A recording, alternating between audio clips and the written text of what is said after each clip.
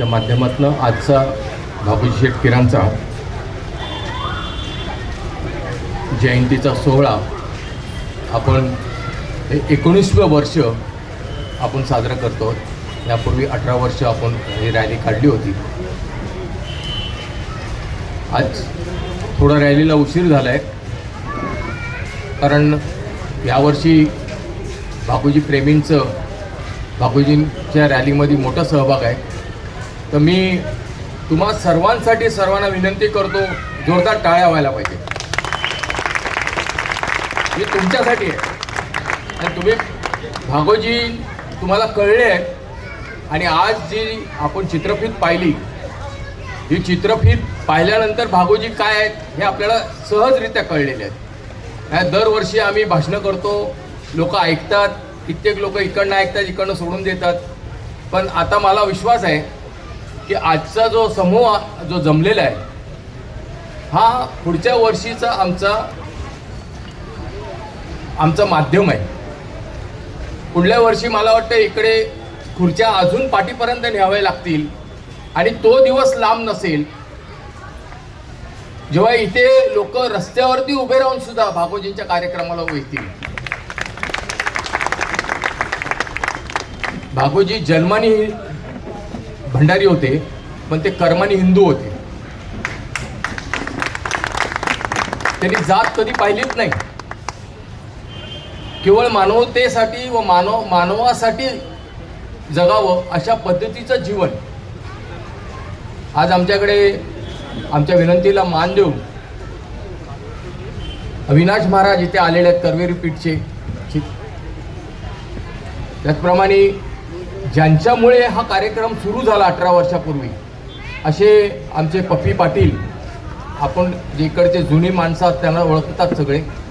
यांचे व्यायामशाळा आहेत मुंबईमध्ये बरेचशा, आणि बरेच मान्यवर अजून यायचे आहेत. पण आजचा दिवसच असा आहे की सगळीकडे कुठे ना कुठेतरी कार्यक्रम आहेत, त्यामुळे कुठे ना कुठे माणूस गेलेला आहे. आणि त्यात परत तुमच्या सर्वांचं परत स्पेशल कौतुक. आज भारत आणि पाकिस्तानची मॅच असून सुद्धा तुम्ही भागोजींसाठी इथे आलात, त्यासाठी खरोखर तुमचं मनपूर्वक कौतुक.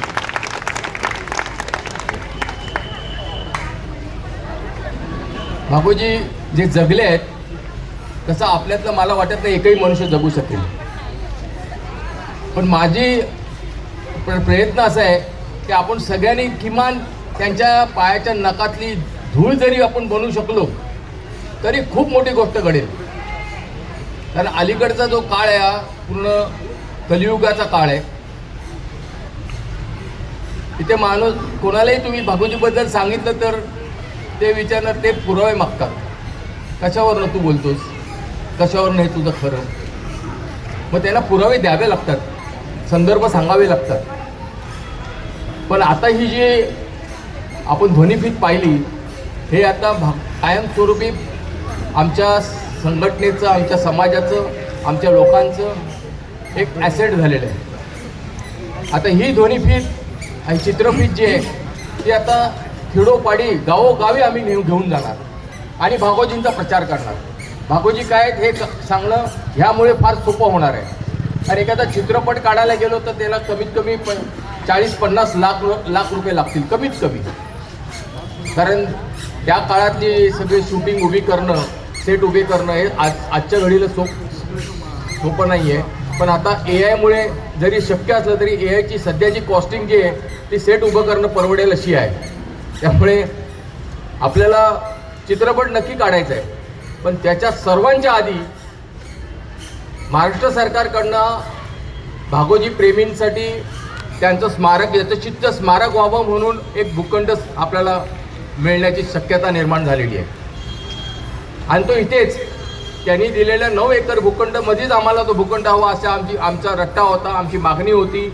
आम्ही कायम धरून ठेवली आणि सुदैवाने तुमच्या सगळ्यांच्या प्रयत्नातनं आणि भागोजींच्या आशीर्वादातनं तो दिवस आला. आणि 2 वर्षापूर्वी हालचाली मोठ्या घडल्या आणि दीपक केसरकर साहेब जे मुंबईचे पालकमंत्री होते मागच्या टर्ममध्ये, त्यांच्याने माझे फार मैत्रीचे संबंध असल्यामुळे मी त्यांच्या मागे लागून प्रयत्न केले आणि त्यांनी खरंच मित्राला साजेल असं आणि आमच्या समाजाला ऋणी केलेलं आहे. आणि ते पालकमंत्री असताना त्यांनी हे सगळे वर्क ऑर्डर्स काढले आणि हे सगळं जे घडलं ते त्या काळात घडलं आणि आता प्रोसिजरली आपल्याला ती जमीन मिळणार आहे. आणि तत्कालीन मुख्यमंत्री एकनाथ शिंदे यांनी 20 कोटी रुपये त्यावेळेला सँक्शन केले त्या स्मारकासाठी. टाळ्या मारलात, खुश झालात, पण मी तुम्हाला नाराज करत नाही, पण खरं सांगतो ते 20 कोटी मिळतील असं वाटत नाही.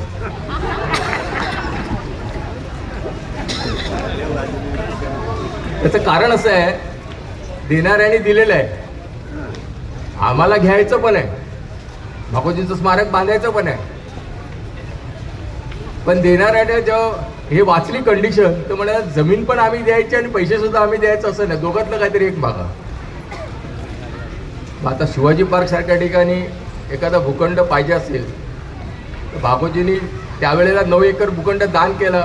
आजच्या घडीला 5,000 कोटी रुपयाच्या किमतीचा भूखंड, त्याच्यातला एक एवढूसा तुकडा मागतो आम्ही भागोजींचं स्मारक बनवण्यासाठी. आणि ते स्मारक तुमच्या सगळ्यांच्या प्रेरणेतनं आणि प्रयत्नातनं निर्माण केलेलं स्मारक आपल्याला बांधायचं आहे.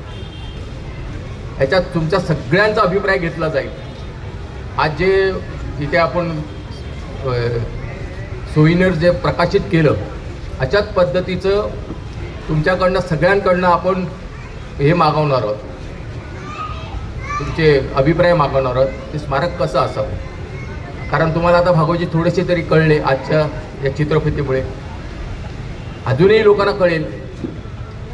तर त्यामुळे स्मारक कसं असावं भागोजींचं हे तुमच्या सगळ्यांच्या विचारांचं आपण एक संकलित आराखडा तयार करून तो परत तुमच्यापर्यंत पोहोचवणार.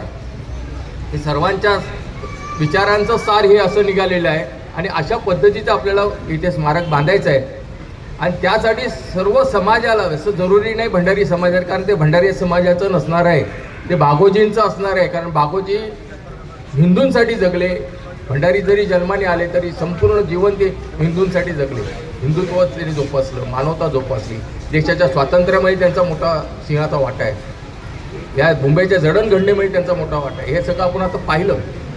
आणि ते स्मारक जेव्हा बनेल तो दिवस असेल आपल्या सर्वांच्या खरोखर विजयाचा दिवस असेल. त्या दिवशी खरोखर आपण सगळे धन्य झालेलो असू. आणि भागोजी शेठ किराणा खऱ्या अर्थाने आपण श्रद्धांजली देण्यासाठी जे आपण इकडे येतो, गेली 19 वर्ष आहे, त्यावेळेला जे स्मारक बनेल त्यावेळेला ती खरी श्रद्धांजली मी मानेन असे मी सांगून माझे 2 शब्द पूर्ण करतो. जय भागोजी, जय भागेश्वर.